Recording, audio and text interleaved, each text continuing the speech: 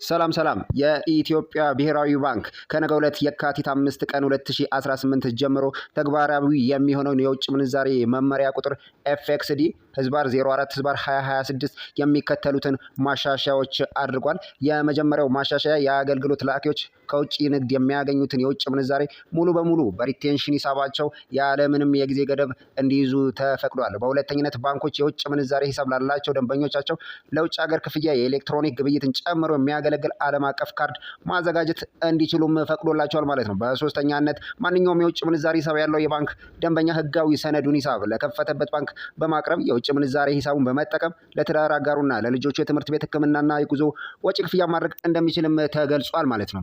በሌላ በኩል የተጠቀሰው ማንኛውም ለትርፍ የተቋቋመ ድርጅት የውጭ ምንዛሬ የውጭ ምንጭ ምን እንደሆነ በማይታወቅበት ጊዜ እንዲሁም ደግሞ ምንጩ ከውጭ የንግድ የሚገኝ የውጭ ምንዛሬ ሳይጨምር በእርዳታ ወይም ስጦታ አሊያም ከሌላ የውጭ ምንዛሬ ምንጭ የተገኘ መሆኑን ከተረጋገጠ የተንቀሳቃሽ የቁጠባና የጊዜ ገደብ የውጭ ምንዛሬ ሂሳብ መክፈት ይችላልም ተብሏል። በአምስተኝነት የተጠቀሰው ኢትዮጵያውያንና ትውልደ ኢትዮጵያውያን ቀደም ሲል የውጭ ምንዛሬ የቁጠባ ሂሳብ ለመክፈት ይጠየቁት የነበረው አነስተኛ 100 የአሜሪካ ዶላር እንዲቀርም ተደርጓል። በስድስተኝነት የተጠቀሰው ድርጅቶች የመዋለ ንዋያቸውን ሁኔታ በኢትዮጵያ ብሔራዊ ባንክ እያስመረመሩ ከሀገር ውጭ በሌላ ሀገር መዋለ ንዋያቸውን ፈሰስ ማድረግ እንዲችሉም ተፈቅዶላቸዋል።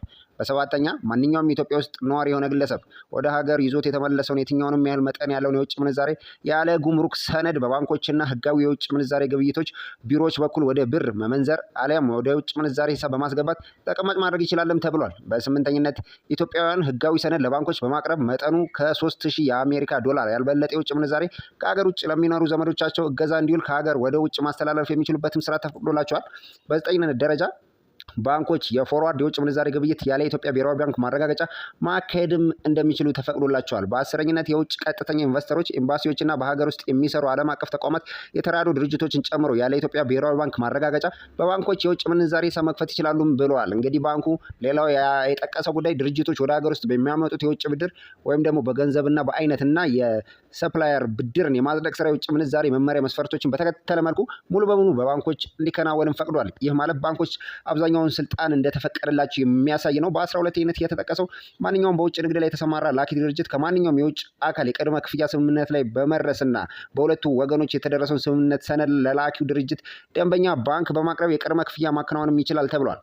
በ13ኛነት ደረጃ የተጠቀሰው በተጨማሪም የውጭ ምንዛሬ ገቢ ለወደፊት የውጭ ንግድ ክፍያ እንደ ቅድመ ክፍያ የሚቆጠረው መጀመሪያ ላይ ወይም ደግሞ ሀላ የተጠቀሰው ስምምነቱ ገዢውን ለማመልከት ታስቦ ቅድመ ክፍያው ለወደፊት ወጪ ወይም ገቢ ንግድ የሚውል ወይም ደግሞ በሌላ የተጠቀሰው ወደፊት ወደ ውጭ የሚላኩ ሸቀጦችን ከዘረዘረ ወይም የደረሰኝ ቁጥሩ ከተጠቀሰ አሊያም የግብይት ውል ስምምነት ሰነድ ቁጥር በሚላከው የውጭ ምንዛሬ ደረሰኝ ላይ ከተጠቀሰ ብቻ ይሆናል ብሏል ማለት ነው ብሔራዊ ባንክ። በ14ኛነት ደረጃ ባንኮች ከካፒታላቸው ከ10 በመቶ ያልበለጠ ለግሉ ዘርፍ የውጭ ሀገር ብድር ዋስትና መስጠት እንዲችሉም ፈቅዶላቸዋል። በ15ኛነት ባንኮች የውጭ ተቋም በሚሰጠው የማረጋገጫ ደብዳቤና ደንበኛው በሚያቀርበው ጥያቄ ላይ በመመርኮዝ በአንድ ጉዳይ ከ20,000 የአሜሪካ ዶላር ወይም ከተመጣጣኝ የሌላ ሀገር ገንዘብ ያልበለጠ የውጭ ምንዛሬ ለሕክምናና ለትምህርት ያለ ቪዛና የአውሮፕላን ትኬት ቅድመ ክፍያ ማከናወን ይችላሉ ብሏል።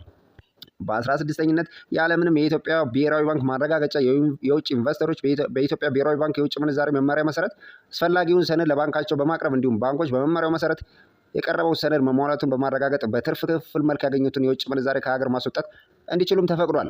በ17ኝነት ደረጃ የተጠቀሰው የውጭ ምንዛሬ ግብይት ቢሮዎችን የገንዘብ ፍሰትና ካፒታል የበለጠ ለማጎልበት በማሰብ የኢትዮጵያ ብሔራዊ ባንክ በፍቃድ አሰጣጥ ወቅት የሚይዘውን ተቀማጭ ገንዘብ ወይም ደግሞ 1 ዓመትና ከዚያ በላይ በስራ ላይ ለሆኑ ቢሮዎች 30 ሚሊዮን ብር እንዲሁም ቢያንስ ለ6 ወራት በስራ ላይ ላሉ ቢሮዎች 15 ሚሊዮን ብር ተመላሽ ያደርጋልም ብሏል። በ18ኝነት ደረጃ የተጠቀሰው የውጭ ምንዛሬ ግብይት ቢሮዎች በእጃቸው የሚይዙት ጥሬ የውጭ ምንዛሬ ገንዘብ ቀደም ሲል ከነበረው የካፒታላቸው 10 በመቶ ወደ 25 በመቶ ተሻሽሏል። ከዚህ በላይ የሆነ ትርፍ የውጭ ምንዛሬ ገንዘብ ለባንኮች መሸጥ አለበትም ሲል አስታውቋል። በመጨረሻም ሁሉም የውጭ ምንዛሬ ቢሮዎች አስፈላጊውን ሰነድ በመጠቀም ለቪዛ፣ ለፓስፖርትና ለፍቃድ እድሳት ጥሬ የውጭ ምንዛሬ ሽያጭ እንዲያከናውኑ ፈቅዷልም። ዛሬ እንግዲህ ይህ አዲስ የተሻሻለው መረጃ ወደ እናንተ አቅርበናል ማለት ነው። ይህ ማለት ብሔራዊ ባንክ ለግል ባንኮች ሰፊ የሆነ እንዲንቀሳቀሱ እንዲሁም ደግሞ በደንብ ኢኮኖሚ እንዲሳለጥ ያደረገውን ጥረት የሚያሳይ ነው። በቀጣይ ደግሞ አዳዲስ ጉዳዮችን ተከታትለን ወደ እናንተ የምናቀርብ ይሆናል ማለት ነው። ሰላም ቆዩልን።